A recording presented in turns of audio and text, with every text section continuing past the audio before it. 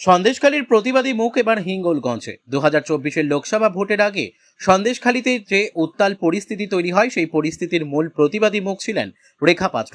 2026-এর বিধানসভা নির্বাচনের বিজেপি প্রার্থী হিসেবে রেখা পাত্র লড়াই করছে হিঙ্গলগঞ্জ বিধানসভায়। যদিও দলের অন্দরমহলে কান পাতলে শোনা যাচ্ছে বহিরাগত তকমা, কিন্তু সেই বহিরাগত তকমা সংবাদ মাধ্যমের সামনে উড়িয়ে দিলেন রেখা পাত্র। জেতার ব্যাপারে 100% আশাবাদী রেখা পাত্র কি বললেন?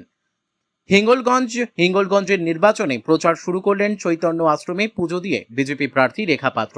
হিঙ্গলগঞ্জ মণ্ডল 4-এ যোগেশগঞ্জ অঞ্চলের চৌকিদার মোড়ে বিজেপির পার্টি অফিস উদ্বোধন করলেন হিঙ্গলগঞ্জের বিজেপির প্রার্থী রেখা পাত্র। সন্দেশখালী থেকে প্রদীপ সরকারের রিপোর্ট, বিগ নিউজ বাংলা। দেখুন, হিঙ্গলগঞ্জবাসী এটা আমার অপরিচিত হিঙ্গলগঞ্জ নয়, আর হিঙ্গলগঞ্জের বাসীরাও আমার অপরিচিত নয়। সবাই আমার কাছে খুব প্রিয়, খুব ভালোবাসার একটা মানুষ সবাই। আর হিঙ্গলগঞ্জ বিধানসভায় আমার জন্মস্থান।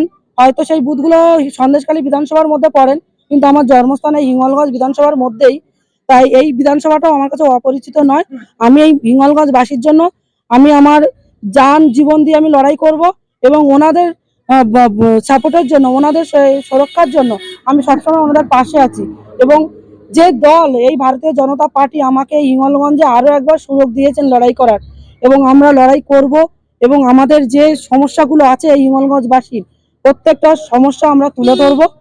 আর আগামী দিনে আমাদের যারা সরকারের যে প্রকল্পগুলো আছে, আমরা সেই প্রকল্পগুলো একে একে আমরা হিঙ্গলগঞ্জবাসীকে দিয়ে আমরা সফলতা নিয়ে আসবো। মানুষের কাছে আমাদের জায়গা তৈরি করব, যাতে মানুষ আমাদেরকে না ভুল বোঝেন।